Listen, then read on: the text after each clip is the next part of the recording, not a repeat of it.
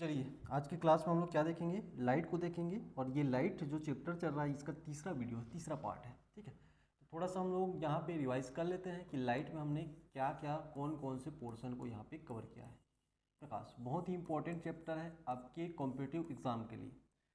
उन सभी competitive exam जिसमें साइंस का पोर्शन जुड़ा हुआ है या आपके जिसके सेगमेंट में जीएस लिखा हुआ है, उन सभी में साइंस का बहुत ही महत्वपूर्ण योगदान रहता है। और इस साइंस का सीरीज में हम लोग इसको देख रहे हैं। अभी सबसे पहले फिजिक्स को देख रहे हैं, उसके बाद हम लोग बायोलॉजी, केमिस्ट्री, इन दोनों विषयों को भी यहाँ पे देखने वाले हैं।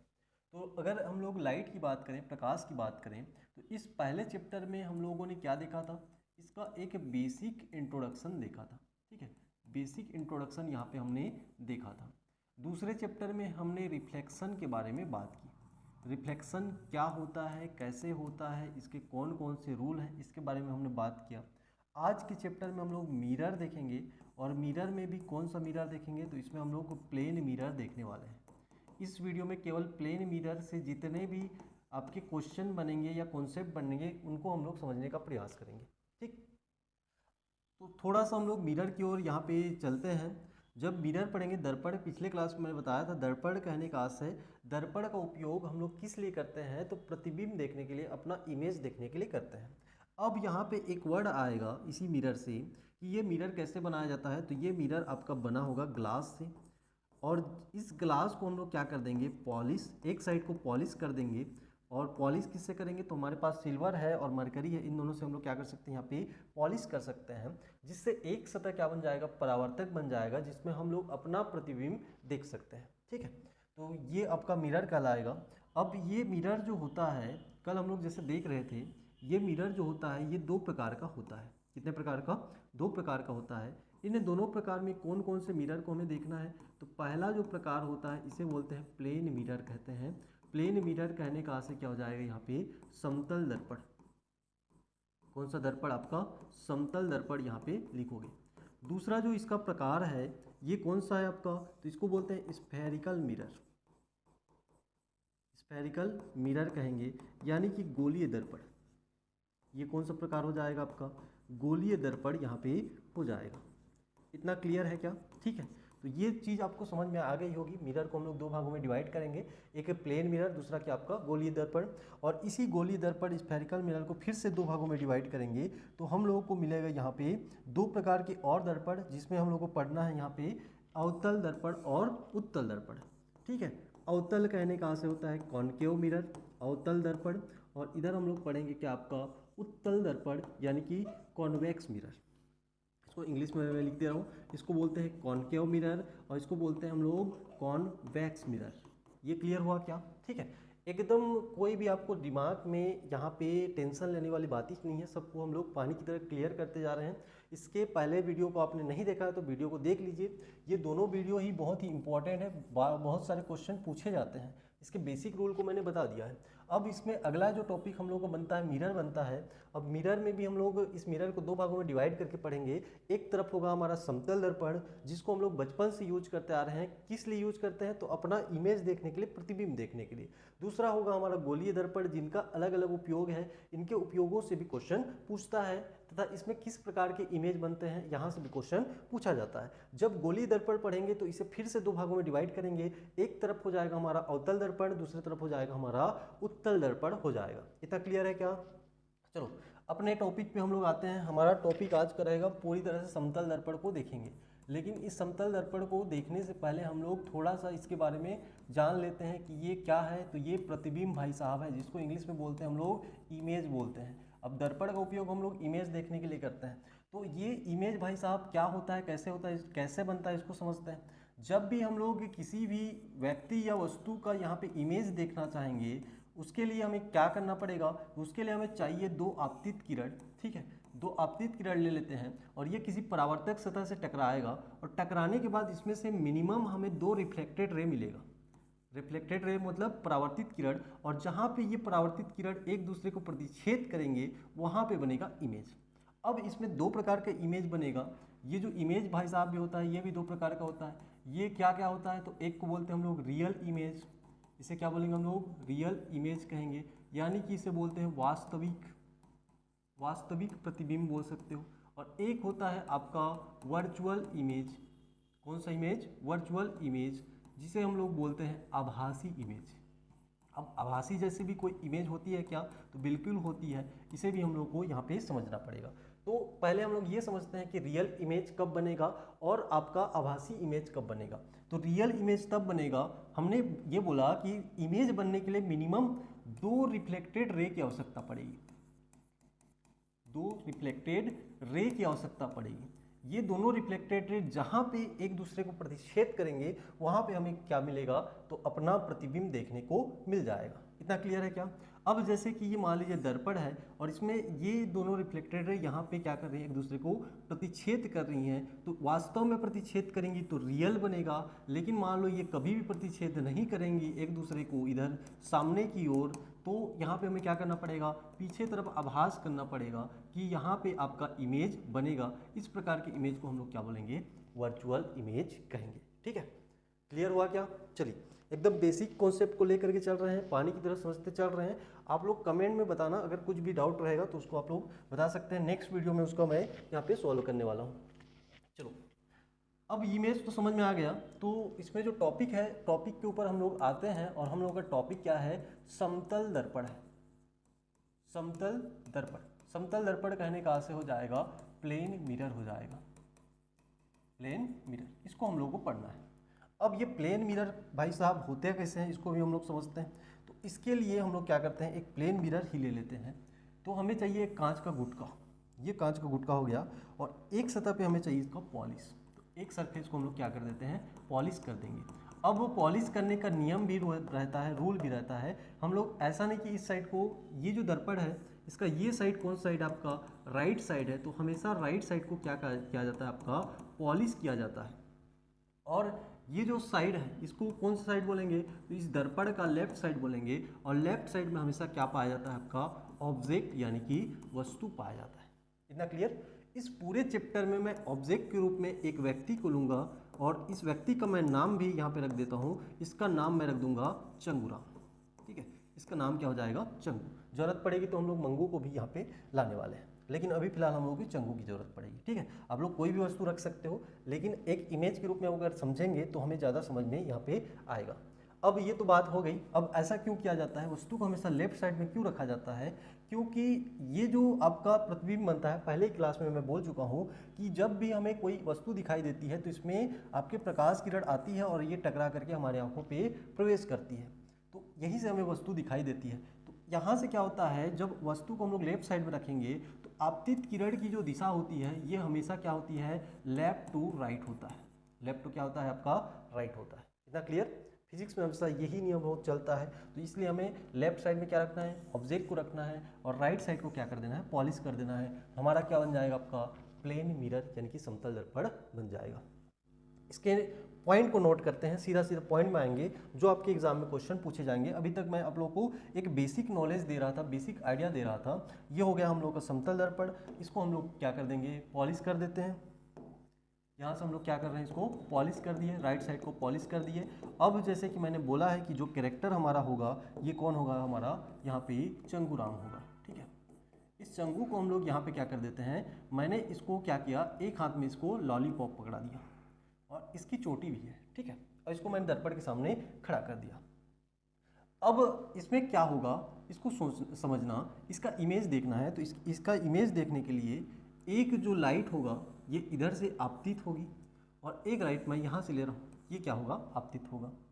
अब सोचो, दर्पण के ऊपर कल ही हम लोग नियम पढ़े रिफ्लेक्शन का। ये मान लीजिए दर्पण है और इसमें एक अभिलंब खींच देते हैं, लेकिन यहाँ पे जो लाइट है इस दर्पण को थोड़ा सा मैं घुमा दूंगा तो ऐसे ही बनेगा। और इसके ऊपर जो आपतित किरण है अभिलंब के अनुदिश आ रही है, और एंगल कितना बनाएगी? एंगल बनाएगी 0 एंगल बन रहा है। ठीक है, क्योंकि हम लोग एंगल को कहाँ से मापते हैं? अभिलंब से मापते हैं। ठीक है, एंगल कितना बन रहा है यहाँ पे? अभिलंब के अनुदिश 0 एंगल बन रहा है। तो आर की वैल्यू भी क्या हो जाएगी? 0। और आर की वैल्यू 0 कहने का से आपतित किरण इसी में आएगा और परावर्तित किरण भी इसी रास्ते से जाएगा। यानी कि यही क्या है? गंगाधर यहाँ पे शक्तिमान है। ठीक है, तो ये आपतित किरण की दिशा भी हो जाएगी और ये परावर्तित किरण की भी दिशा हो जाएगी। अब परावर्तित किरण यहाँ से आगे बढ़ जाएगा और ऐसे ही आगे बढ़ते रहेगा और दोनों जो रिफ्लेक्टेड रे हैं क्या है आपके परपेंडिकुलर समांतर हैं। तो समांतर हैं तो कभी भी एक दूसरे को प्रतिच्छेद नहीं करेंगी और कभी भी एक दूसरे को प्रतिच्छेद नहीं करेंगी तो इमेज तो नहीं बनेगा। लेकिन यहाँ पे हम लोग वर्चुअल इमेज भी पढ़े हैं, आभासी इमेज भी पढ़े हैं, तो हमें इसको पीछे तरफ खींचना पड़ेगा और हम लोगों को खींच के बताना पड़ेगा कि यहाँ पे कहीं पे आपका इमेज बनेगा। तो यहाँ पे मैं चंगू राम का क्या बना देता हूँ, यहाँ पे इमेज बना देता हूँ। अब ये हम लोगों का चंगू राम का इमेज बनाते हैं, ये हमारा हो जाएगा चंगू राम, ठीक है, ये हो गया। और इसको हम लोग फिर से पकड़ा देते हैं लॉलीपॉप, इसका चोटी इस तरफ और ये इसका हाथ हो जाएगा। ये आपका ऑब्जेक्ट है, ये क्या है हम लोगों का ऑब्जेक्ट है और ये हम लोगों का क्या है इमेज है। यहीं से ऑब्जर्वेशन करेंगे, इसके बहुत ही महत्वपूर्ण पॉइंट को यहाँ पे लिखने वाले हैं कि क्या क्या कंक्लूजन इसमें निकलने वाला है। पहला ही पॉइंट लिखना, ठीक है। ये जो इमेज बना है इसको मैंने क्या कहा, तो वर्चुअल कहा, यानी कि कौन सा इमेज बनेगा, आभासी इमेज बनने वाला है। कौन सा इमेज बनेगा, आभासी बनेगा। आभासी क्यों बनेगा, क्योंकि इसमें आपके सामने तरफ जो परावर्तित किरणें हैं कभी भी एक दूसरे को प्रतिच्छेद नहीं कर रही हैं, तो इसको आभास करना पड़ा, इसलिए कि कौन सा इमेज, आभासी। अब ये बताओ, ये ऑब्जेक्ट है, ये ऐसे खड़ा है और इसका इमेज भी ऐसे खड़ा है। कहने का आशय इसकी मुंडी क्या है, तो ऊपर ही है और पैर क्या है, नीचे ही है। तो इसे हम लोग क्या बोलेंगे, इसे हम लोग बोलेंगे सीधा। और आपको याद रखना है जो आभासी इमेज होता है वो कैसे बनता है, आपका सीधा बनता है। इतना क्लियर। अब यहाँ पे दूसरा चीज यहाँ पे लिखोगे, दूसरा चीज क्या लिखोगे, देखो इसकी ये जो साइड है, जैसे कि मान लो एज्यूम करो ये आपका चंगू राम ऐसे लॉलीपॉप को पकड़ा हुआ है, ठीक है, आपको बता रहा है कि मेरे पास लॉलीपॉप है। अब ऐसे पकड़ा हुआ है, लेकिन इसका इमेज देखोगे, ये कौन साइड है मेरे हाथ का, लेफ्ट साइड है। लेकिन इधर से मैं देखूंगा तो मुझे क्या लगेगा, ये राइट साइड लगेगा, यानी कि लेफ्ट इक्वल टू क्या हो जाएगा, राइट हो जाएगा। और इस परिघटना को क्या बोलते हैं हम लोग, पार्श्व रूप से उल्टा। पार्श्व रूप से उल्टा, इसका जो इमेज बनेगा पार्श्व रूप से उल्टा बनेगा, यानी कि जब भी लेफ्ट हैंड दिखाओगे आपको इमेज में कौन सा हैंड दिखाई देगा, राइट हैंड है जैसे लगेगा, ठीक है। ये दो पॉइंट हो गया। तीसरा महत्वपूर्ण पॉइंट लिखोगे, तीसरा महत्वपूर्ण पॉइंट क्या लिखोगे कि यहाँ से मैं दर्पण से, एक तो ये जो वस्तु है कितनी दूर पे है, ठीक है, इसको मेजर कर लेता हूँ और इसको मैं वैल्यू दे देता हूँ u, यानी कि दर्पण से आपके वस्तु की दूरी u कहलाएगी। और यहाँ से मैं इसको मेजर दे देता हूँ और ये क्या है, इमेज। तो दर्पण से इमेज की दूरी को मैं डिनोट करता हूँ v से। मान लो मैं इस चंगू को दर्पण से 3 मीटर की दूरी पे रखता हूँ, तो इसका इमेज भी कितने मीटर की दूरी पे बनेगा, 3 मीटर की दूरी पे बनेगा। यानी कि हम लोग क्या लिख सकते हैं, u इक्वल v लिख सकते हैं। अब ये मत पूछना कि यहाँ पे u क्या है और v क्या है, ठीक है। तो u क्या है आपका मैंने बता दिया, ऑब्जेक्ट, दर्पण से ऑब्जेक्ट की दूरी, और v क्या है, दर्पण से प्रतिबिंब की दूरी। चौथा पॉइंट इसमें हम लोग लिखेंगे, चौथा ऑब्जर्वेशन इसमें हम लोग क्या करेंगे, तो चौथा ऑब्जर्वेशन ये करेंगे, मान लो ये जो चंगू है ये 3 फीट का है। कितने फीट का है, 3 फीट का है। तो जो इसका इमेज बनेगा ये भी कितने फीट का बनेगा, तो 3 फीट का बनेगा। और इसे हम लोग क्या बोलेंगे, तो इसे हम लोग हाइट ऑफ ऑब्जेक्ट, और इसे क्या बोलेंगे, हाइट ऑफ इमेज। यानी कि O इक्वल क्या लिख दोगे, I लिख दोगे। इतना क्लियर हुआ क्या। पांचवा इसमें हम लोग पॉइंट क्या पकड़ेंगे, पांचवा इसमें पॉइंट पकड़ना, अब थोड़ा समझना, ठीक है। ये जो आपका चंगू है दर्पण के सामने ऐसे लॉलीपॉप को पकड़ा हुआ है। अब मैं क्या कर रहा हूँ, लॉलीपॉप को ऐसे दर्पण के सामने घुमा रहा हूँ, ठीक है, आप लोगों के सामने ऐसे रख रहा हूँ। अब ऐसे इसको घुमा रहा हूँ, तो यहाँ पे जो इमेज होगा, अब कुछ तो एंगल से आपके ये घूमेगा, ठीक है। ये ऐसे पकड़ा है दर्पण के सामने, इसको मैं घुमा रहा हूँ, मतलब एंगल आपका क्या हुआ, चेंज हुआ। मान लो इसने एंगल को कितना चेंज किया, इस लॉलीपॉप को थीटा एंगल चेंज किया, तो इसका इमेज को जो एंगल है ये कितना घूम जाएगा आपका, 2 थीटा घूम जाएगा। यानी कि एग्जाम्पल समझाऊँ तो मान लो इसने लॉलीपॉप को 30 एंगल घुमा दिया, या मैं दर्पण को पकड़ के क्या कर देता हूँ, 30 एंगल घुमा देता हूँ, तो इसका इमेज कितना घूम जाएगा, 60 डिग्री घूम जाएगा। यानी कि यहाँ पे क्या लिखोगे, तो यहाँ पे थीटा एंगल घुमाओगे तो इधर इमेज में कितना डिफरेंस आएगा, 2 थीटा हो जाएगा। इतना क्लियर क्या। छठवां ऑब्जर्वेशन क्या करेंगे, छठवां ऑब्जर्वेशन ये करते हैं, मैं चंगू को अब दौड़ाता हूँ, तो मान लो चंगू को मैं 10 मीटर पर सेकेंड की स्पीड से दौड़ाता हूँ, तो इसका इमेज जो है ये क्या कर लेता है, दुगनी रफ्तार पकड़ लेता है और ये 20 मीटर पर सेकेंड की स्पीड से दर्पण की ओर दौड़ता है। यानी कि इसका वेग भी है तो इसका वेग क्या हो जाएगा, 2v हो जाएगा। तो सीधा सीधा लिख लेना v इक्वल टू क्या होता है आपका 2v होता है। इतना क्लियर हुआ क्या? ठीक है, आगे इसमें हम लोग और देखेंगे। इसमें लास्ट पॉइंट लिखना 7वां पॉइंट। ये जो 7वां पॉइंट है ये क्या बोलता है कि अगर इस व्यक्ति को जो चंगू है ये कितने फीट का है, 3 फीट का है, इसको अपना पूरा प्रतिबिंब देखना है तो इस दर्पण को कौन से साइज में होना चाहिए, तो इसको होना चाहिए इसकी ऊंचाई का आधा यानी कि 1.5 फीट का होना चाहिए। तो 7वां पॉइंट में क्या लिखोगे कि हमें साइज ऑफ मिरर फाइंड करना है, यानी कि दर्पण का साइज क्या होना चाहिए, तो ये व्यक्ति के साइज का आधा यानी कि 1/2 ऑब्जेक्ट हाइट क्या हो जाएगा, ऑब्जेक्ट हाइट हो जाएगा। ये 7 पॉइंट आपको याद रखना है, एग्जाम में पूछे जाते हैं। ठीक है, तो इसी को हम लोगों ने ऑब्जर्वेशन के थ्रू इसमें देख लिया और इसमें से क्या क्या क्वेश्चन बनेंगे उसको भी समझते हैं। ये तो हो गया आपका ऑब्जर्वेशन, 7 यहाँ पे पॉइंट को हमने पकड़ लिया। इसके बाद इसमें हम लोग नंबर ऑफ इमेज काउंट करना सीखेंगे। नंबर ऑफ इमेज यानी कि प्रतिबिंबों की संख्या। और ये जो नंबर ऑफ इमेज है इसके लिए हमें चाहिए 2 प्लेन मिरर, 2 समतल दर्पण यहाँ पे हमें चाहिए। ठीक है, 2 समतल दर्पण की यहाँ पे हमें आवश्यकता है। तो एक दर्पण तो मैं ले लेता हूँ यहाँ पे,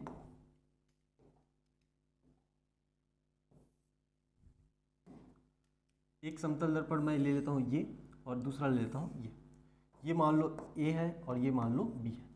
दोनों को मैं किसी भी एंगल पे यहाँ पे मोड़ देता हूँ। ठीक है, दोनों का इस कॉर्नर को मैंने एक एंगल पे मोड़ दिया है। मान लो ये जो एंगल बना है, दोनों के बीच में जो एंगल बना है इसको मैं थीटा ले लेता हूँ और इस पॉइंट में जहाँ पे जॉइंट है इसके चारों ओर अगर देखूंगा तो यहाँ पे पूरा जो एंगल बनेगा ये कितना बनेगा, 360 बनेगा। इतना क्लियर हुआ क्या? तो नंबर ऑफ इमेज फाइंड करने के लिए हमें यहाँ पे फार्मूला की आवश्यकता है और फार्मूला हमारा क्या बनेगा, तो फार्मूला हमारा बन जाएगा 360/थीटा बन जाएगा। इतना क्लियर क्या? इसी फार्मूला का हमें यूज करना है और नंबर ऑफ क्या फाइंड करना है, इमेज फाइंड करना है। लेकिन इमेज फाइंड करने से पहले पूरी बात को समझ लो। पूरी बात यहाँ पे क्या है, तो पूरी बात यह है कि इसमें जब हम लोग क्या करेंगे, दोनों दर्पण को इस प्रकार से ज्वाइन करेंगे तो वस्तु को हम हमारे पास रखने के 2 तरीके होंगे। पहला तरीका क्या होगा, तो एक तो हम लोग क्या करेंगे, इस वस्तु को दोनों दर्पण के बीचों बीच रख देंगे। इस वस्तु को दोनों दर्पण के बीचों बीच रख देंगे। जब ऐसा करेंगे तो ये कंडीशन क्या कहलाएगा, ये अवस्था हो जाएगी सिमेट्रिक, जिसे हिंदी में बोलते हैं हम लोग सममित अवस्था। कौन सी अवस्था बोलेंगे इसको, सममित अवस्था कहेंगे।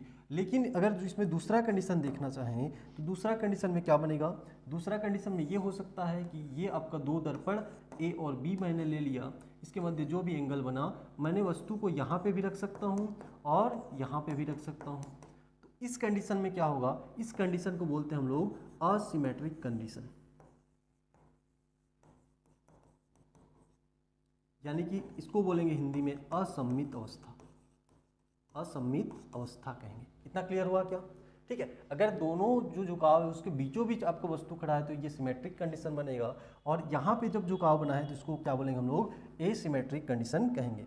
और आपको बस इतना याद रखना है, जब भी सममित अवस्था में होगा, ठीक है, जब भी आपका ये जो दर्पण है ये सममित अवस्था में होगा तो उसमें आपको क्या देखना है, तो इसमें आपको ये देखना है, जैसे ये व्यक्ति खड़ा है दोनों दर्पण के बीचों बीच खड़ा है, तो मान लो एक इमेज यहाँ पे बनता है तो एक इमेज इसका यहाँ पे बनेगा। ठीक है, और एक इमेज मान लो यहाँ पे बनता है, एक इमेज मैं यहाँ पे बनाता हूँ तो एक इमेज यहाँ पे बनेगा, एक इमेज यहाँ पे बनेगा तो एक इमेज यहाँ पे बनेगा। अब एक इमेज यहाँ पे बनेगा, एक इमेज यहाँ पे बनेगा, यानी कि ये जो व्यक्ति है इसको अर्धनारीश्वर अवस्था में यहाँ पे इमेज मुझे प्राप्त होगा। ठीक है, ऐसा इमेज बनेगा। और इधर से अगर देखूंगा तो ये भी इमेज आपका ऐसा बनेगा, ऐसे बन जाएगा। ठीक है, तो इस कंडीशन को हम लोग क्या कहेंगे, इसको हम लोग बोलते हैं सममित अवस्था। कौन सी अवस्था कहते हैं इसको, सममित अवस्था कहते हैं। यानी कि आधा इमेज इस दर्पण में, आधा इमेज इस दर्पण में, दोनों को हम अगर ज्वाइन कर देंगे तो ये एक इमेज बन जाएगा। कितना इमेज बनेगा, एक इमेज। यानी कि जो हम लोग का आंसर आएगा वो हमेशा ऑड नंबर में आएगा। कौन से नंबर में आएगा, ऑड। ऑड कहने का से क्या होता है आपका, विषम संख्या में आता है। किसमें आता है, आपके विषम संख्या में यहाँ पे आता है। इतना क्लियर हुआ क्या? ठीक है, ये समझ में आ गया। इसमें किसी प्रकार के सम विषम का कोई झंझट नहीं है। अब सीधा सीधा एंगल लेते हैं और दोनों कंडीशन के लिए मैं बताते जाता हूँ। एक तरफ आप लोग लिख देना सममित अवस्था। अभी फिलहाल आपको समझ में नहीं आ रहा होगा मैं क्या बोलना चाह रहा हूँ, लेकिन जब क्वेश्चन कराऊंगा तो अब आपको समझ में आएगा।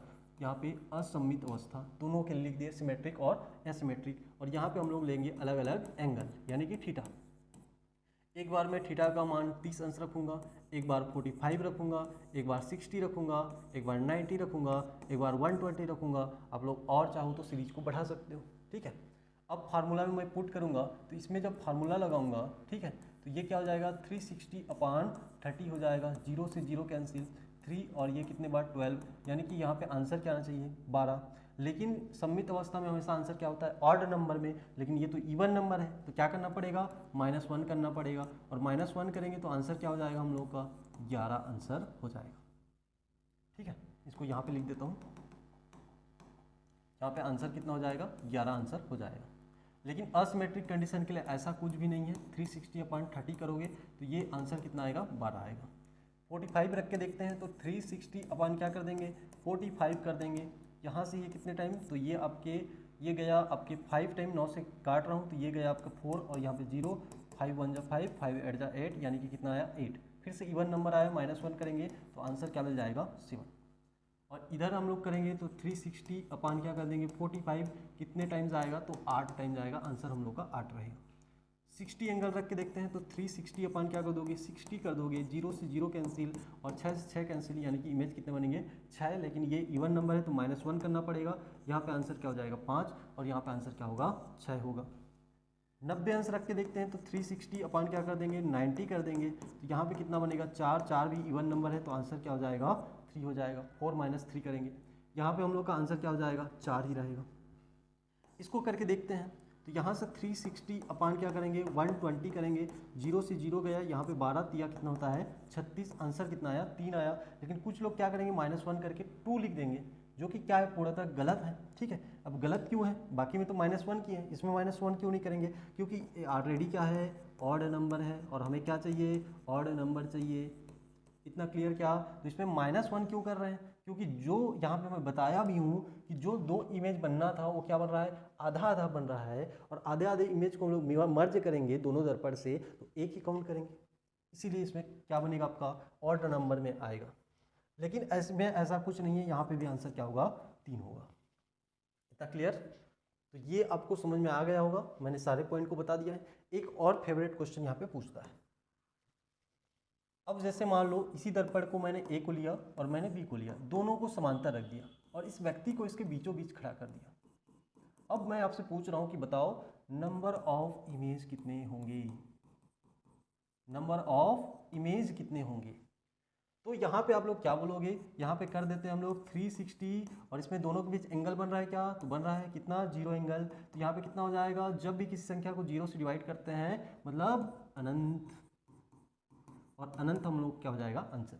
बार बार पूछे जाने वाला क्वेश्चन है, इसमें पूछता है दो समांतर दर्पण को अगर हम लोग दो आपके समतल दर्पण को एक दूसरे के समांतर रख देते हैं, उसके बीच में कोई वस्तु रख देते हैं तो उसका कितना इमेज प्राप्त होगा, तो क्या बताओगे अनंत बताओगे। अब इसी अनंत से मुझे कुछ पॉइंट याद आ रहे हैं, किसके बारे में, समतल दर्पण के बारे में। अब क्या पॉइंट नज़र आ रहा है तो इसको भी हम लोग समझने का प्रयास करते हैं। पहला पॉइंट मुझे ये समझ में आ रहा है कि इसकी एक फोकस दूरी होती है। अब ये फोकस दूरी क्या है तो इसको हम लोग नेक्स्ट क्लास में समझने वाले हैं, अभी फिलहाल मैं लिख दे रहा हूँ। इसकी जो फोकस दूरी होती है ये क्या होती है आपकी अनंत होती है।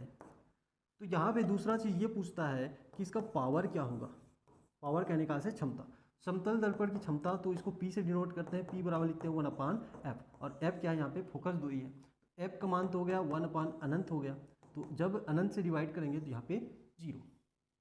ये तीन वैल्यू आपको याद रखना है किसके बारे में, समतल दर्पण के बारे में। एक तो अनंत हुआ, एक आपकी फोकस दूरी अनंत हुई, और एक आपकी पावर यानी कि क्षमता भी क्या होता है आपका 0 होता है।